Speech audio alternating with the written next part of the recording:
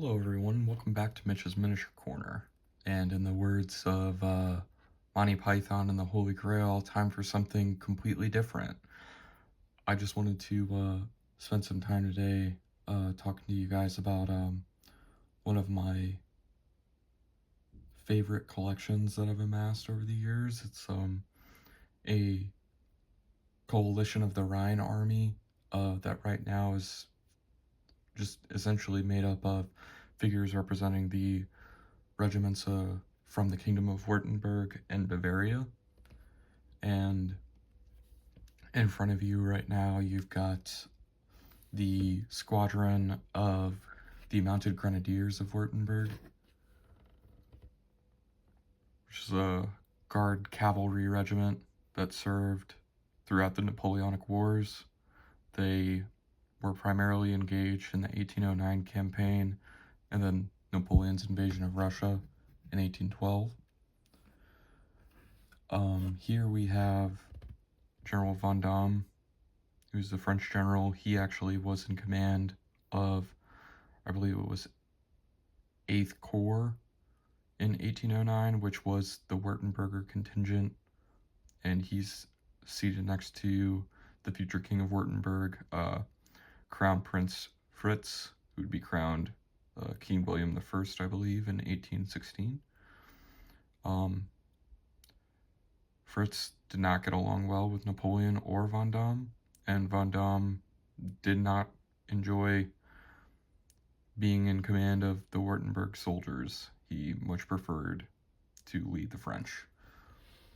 But both of these gentlemen had very high opinions of themselves and wished that they could be in command of this army. But isn't that the way it goes with 19th century figures from history? Here we have General de Brigade Franquemont, I believe is how you pronounce his name. He was also in Halber, or sponsor of one of the Wurtemberg regiments, and he served in 1809 and 1812 as well. He also, I believe, served in 1806, but in a more limited capacity. So there he is, and that kind of goes through sort of one of the guard cavalry regiments in the high command of the army. These are all metal casts of the P&O War Games miniatures. They're beautiful figures, in my opinion, and they paint up really well. They do a great service to my mediocre paint jobs by being such beautifully cast figures. And then, of course, the flags come from various places. The infantry flags came from P&O War Games, and the cavalry flags I actually got from a guy who sells flags. I can't remember his name or the name of his shop, but these are actually like 15mm scale infantry flags, but I just used them as cavalry flags instead because honestly, like, the flag pendants for the cavalry and the infantry were almost identical, so no one's really going to notice the difference unless they are super into flags from the Napoleonic era, especially military flags from the Napoleonic era. So that covers sort of guard and high command. I only have the one artillery piece painted. I have another one that I haven't gotten around to painting yet, but this is just foot artillery of Wurttemberg. I believe it's an 8-pound gun, and they're loading it up. But yeah, I kind of,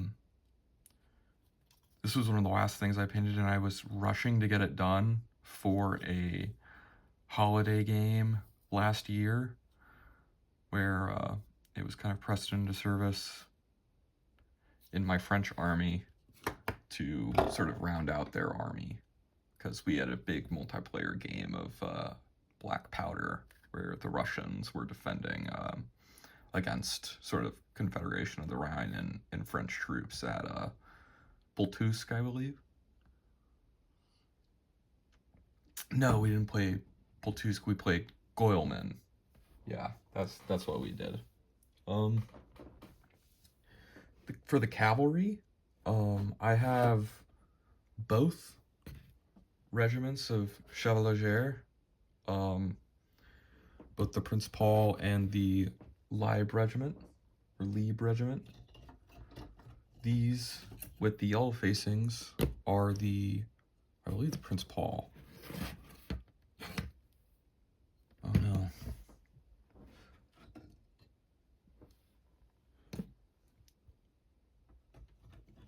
Usually I write what regiment they are underneath the bases. But yeah. 2nd Chevalier, Light Guard. So these are the ones with the red facings. And then the yellow facings, I believe they're 1st Chevalier, and their name was Prince Paul. I believe the 2nd son of the rather corpulent King of Wurttemberg, King Frederick Wilhelm of Wurttemberg. But yeah, these guys have the yellow facings, yellow flag. Again, these miniatures are just wonderful. If you're gonna do a Confederation of the Rhine army, I highly recommend Piano War Games figures to do your Rhine-Bund forces, because these are just excellent. So we've got 2 regiments of Chevalier, and the Wurtemberg cavalry force consisted of Garde du Corps, the mounted grenadiers, a Lieb Jaeger, Guard Jaeger, light cavalry regiment, 2 regiments of mounted Jaegers. These ones with the pink facings are the von Koenig regiment. And there was another regiment of mounted Jaeger that I believe had yellow facings, but I only had enough figures for 2 Chevalier and 1 mounted Jaeger regiment, so I went with the pink facings because I think that the light green and the pink look really nice together. And that's the trumpeter, especially with the reverse, with the pink and then the green facings, I think looks really cool. But yeah, so they actually had a pretty sizable cavalry arm as far as like Confederation of the Rhine troops go. They committed and they fought in several campaigns with their full cavalry contingent, and I believe that at one point the Guard Chevalier, I think they were an escort to Napoleon at one point. I believe that he was escorted from Bavaria into Austria across the Danube in the 1809 campaign by this regiment of Chevalier. So that's a pretty high honor for, Allied troops to be escorting the monarch, right? The emperor. So that's pretty cool. They had a good reputation, the Wurttemberg troops. Despite Van Damme not wanting to lead them, they were a highly successful fighting force, and they fought all the way through 1813 with the Napoleonic Empire. At the end of the Battle of Leipzig is when King Frederick knew where the winds were blowing and switched sides to the Allies. But at that point, his army had been thoroughly mauled by the campaigns in 1813, 1812. So, no one can really blame him for that one, especially given that, Bavaria and I believe Saxony abandon Napoleon at that time too. So Wurtembergers would have been the last ones out. But here we have the first of the infantry regiments that I painted. The light blue facings are the Prince Friedrich. So actually, this gentleman here was their Inhabler. Inhabler? I don't know. I'm not a good. I'm more competent with ancient languages, so French and German is not my strong suit. But this is the 1st Battalion. I read somewhere online that the 1st Battalion, you can recognize them because they would have had the Grenadier Company. So I built all of these different regiments to be the 1st Battalions, and because I wanted the Grenadiers to be present in my collection because I think they look nice. It's a nice, unique piece of headgear. It's like that helmet, but it's also kind of got a mitre cap fur thing because your regular infantrymen wear that kind of Austrian looking helmet with the crest. And they have kind of a unique German flair to them. They kind of look like Badeniers a little bit too in the cut of the coat and how they're colored with different facings, but the Wurtembergers definitely made a name for themselves in the Napoleonic Wars as being very stout troops, very reliable, very cool under pressure. So that's kind of what made me want to collect them. Not only the beautiful figures, but the reputation that they carved and the names they made for themselves in their battlefield performance was sort of what attracted me to them. And the uniforms are just, frankly, kick-ass in my opinion. They just look super good when you've got them all painted up. And they're very unique colors of each regiment, because I played the French for a very long time. That's very much so. Blue coat, red detailing, white straps, white trousers. And these guys are unique in that regard. They have different regimental facings and cuffs. So that was the first line infantry regiment that I painted. The second one that I painted was these guys here.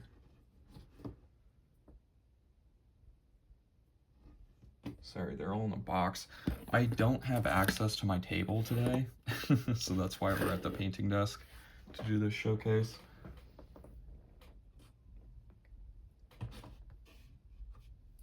My wife is painting a Christmas village for Christmas decorating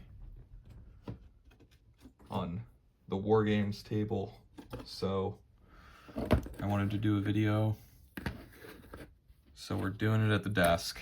These guys with the orange facings are the Herzog William Regiment, the 2nd Infantry Battalion, or the 2nd Infantry Regiment, title Herzog William, and they have orange facings and a kind of reddish flag, kind of a darker orange, rust red color flag, and they are looking very good, at least in my opinion. I try to paint these guys just to a tabletop standard. I went a little bit more all out with the guard grenadiers and the command figures, but when it came to just painting regiments of 24 infantry, I just wanted to paint them to a nice tabletop standard so that when you saw them from this distance, you kind of got the impression of what they were, and they look smart in their uniforms from a distance, but they're not going to win any prizes for being the most beautiful figures ever when you get them really, really up close under the camera. They really are just kind of You know, a couple of base coats, a couple of highlights here and there that I'm Agrax Earthshade wash, basically. But yeah, I mean, I think it's successful. It looks nice, and you know, I was able to knock out this army in like a year of just kind of on and off painting, doing other stuff as well. That's kind of how I roll. I think I kind of just find find a project that interests me, and I'll just paint that for a little while, and then I'll return to other projects at one point, and I'll just find something else that interests me, and I'll do that for a little while. So that's kind of how these guys got painted. I wasn't doing anything really like as a committed project for a while, and then I saw that the Piano War Games Kickstarter, and I backed it, and I got my figures, and that's kind of how these guys came to be. This is the Frankma Regiment, 4th Infantry, 1st Battalion, the von Frankma, which is that Brigadier General, and they have the pink facings. I think that the pink facings look great. I paint units in pink facings every opportunity that I get. If I show you my Russians, I think I've got like 3 battalions of infantry with pink facings, because I think it's just a unique color. It's not something that we in modern culture consider a very martial color, but in the 19th century and earlier, pink was considered a very martial color, kind of similar to how we would view red today, kind of associated with blood and things like that. So pink was very, I guess, masculine, back in the day. And that's why a lot of armies you'll see in this period and earlier in the 18th century had pink facings and pink accoutrements to their uniform. Yeah, very unique, looking good.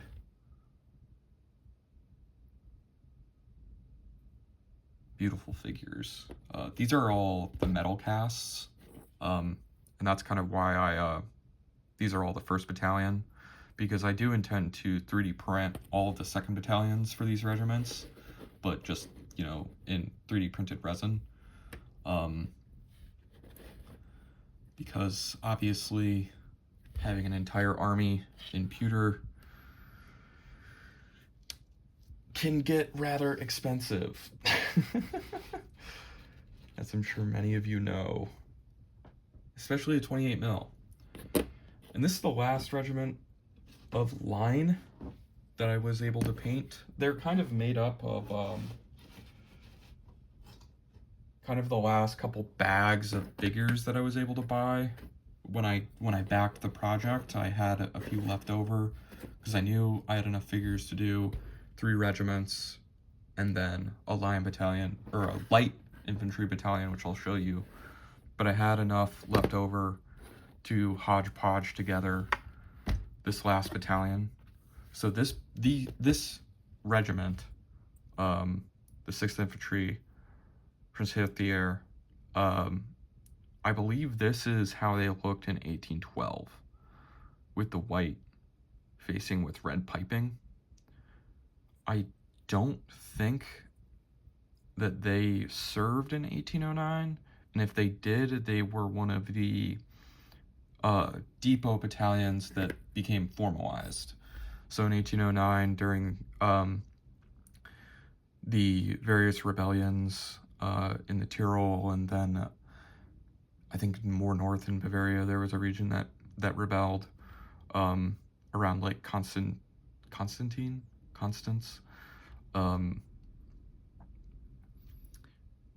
The Wurtembergers helped suppress that rebellion with Bavarian and French troops, and they had to make several extra line battalions essentially out of the depot companies of these battalions, or of these regiments. And I believe that the 6th Infantry became formalized as a infantry regiment from those depot battalions. yeah, there's their flag, and I actually it's like modded. He's a colonel figure, and he's got a sword, but because I didn't have any standard bearer figures left after these regiments, I nipped off his sword and I basically kit bashed so that it looks like he's picked up the colors and that they've kind of received battle damage and he's rallying the men forward. Because he and I tried to do a little storytelling with this unit too. He's rallying the men forward, and there's a casualty figure on the base. So, you know, these guys have been through it already, and they're being sent back into the fray to beat up some Austrians or Russians or whomever is in their path today. That's the infantry. I was able to get 4 line regiments, and then I'll move some of these guys back out of the way and I'll show you the light battalion. The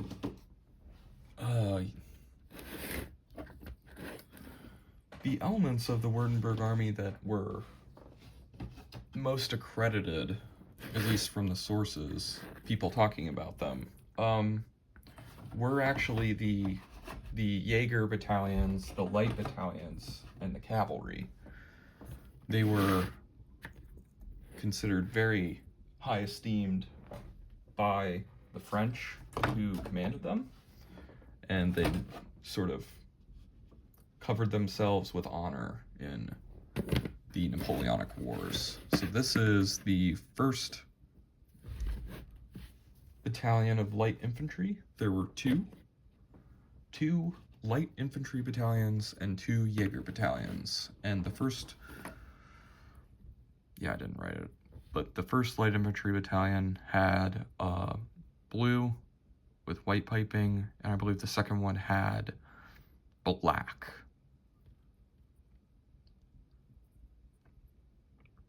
And then, of course, the Jaegers were completely green, and they had black and gray facings, I believe.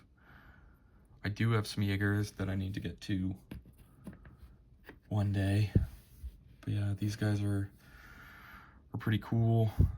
They are looking very snazzy in their uniform. I couldn't get any very good color paints or color plates, uniform plates. So I just kind of painted them up how the guys at Piano War Games painted them up. So I don't know if these strap colors or button colors are super accurate, because I'm just kind of taking their word for it, that they did their research and they know what's going on, because not a lot of uniform plates from reliable sources exist about kind of the specialist troops of the Wurtembergers, particularly in those earlier campaigns of 1806 to 1809. This is the last of the Wurtembergers that I have done. Sort of the crack battalions of the Wurtemberg army were definitely the Lights and Jaegers and the 2nd Chevalier and the Mounted Jaegers. And then the last part of my Confederation of the Rhine army is the Bavarians. These are made up of the Victrix plastic figures. And I just have a few regiments of infantry right now. I will eventually, I think, 3D print up from Piano War Games the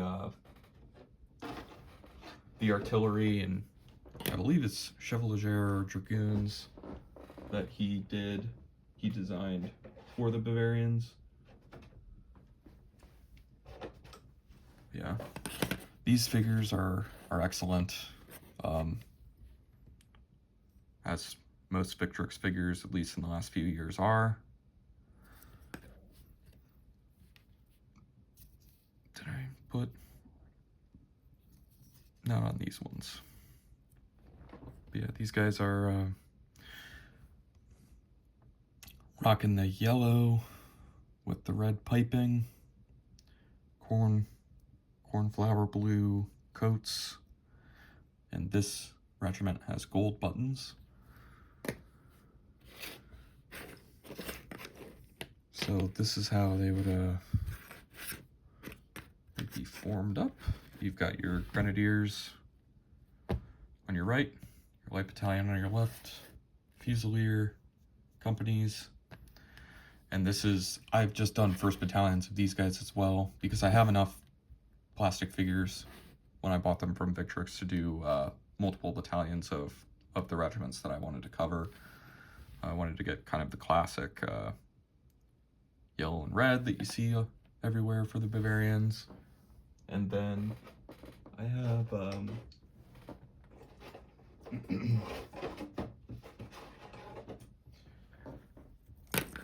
this regiment, which is black facings and red piping. They are the 11th Infantry Regiment. The Inhaber is Kinkel, or von Kinkel.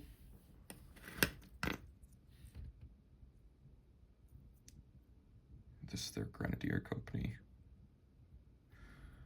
The Bavarians were also, like the Wurtembergers, kind of ride or dies for the Napoleonic cause, to use kind of a euphemism or slang term. They fought extensively with the French throughout history as well, in the War of Spanish Succession and Austrian Succession and the 7 Years' War. The French were very close to the Bavarian crown, and when Napoleon came to power, the Bavarians were pressed in the Revolutionary Wars into service with the Austrians against revolutionary France, but in the later years of the Consulate and in the imperial years, the Bavarians joined with the French cause. King Maximilian, I believe, was the king of Bavaria at the time. And they fought, they fought in the Austerlitz campaign, the wars in 1806, 1807 in Poland. They fought in 1809, obviously, and all the way through basically till that end of 1813, when everyone in Germany kind of had enough of the warfare and switched sides, basically just out of exhaustion and political expediency, as the Confederation of the Rhine collapsed in the wake of the Battle of Leipzig. Again, another unit with the pink facings. I think they're the 6th Infantry Regiment. Yeah. The Bavarians definitely have an interesting uniform. I think that all of the Confederation of the Rhine, sort of little micro-state armies, had very interesting uniforms. They definitely broke the mold of the whole shako and bayonet style of the period. They more influenced by that sort of Germanic style helmet with crests and plumes and whatnot, very similar to Wurttemberg in that respect, but with their own style of headgear that is significantly taller and with a much thicker crest. Here, one sec. So they are a relatively similar scale, but you can definitely tell that the Bavarian headgear is much taller and much more crested with that horsehair crest than the Wurtembergers, who I think to my eye look more similar to the Austrians in their headgear, but when the Austrians wore the helmet, that is. Yeah, I mean, this is my little sort of Confederation of the Rhine army as it stands so far. I figured I'd show you guys my smallest collection of Napoleonics, since I don't have access to the table yet. But I do plan on growing my Napoleonics collection. I think it's one of the collections that I'm most passionate about, aside from ancient history. I really enjoy the history and politics of the 18th and 19th centuries, and just kind of the tumultuous nature of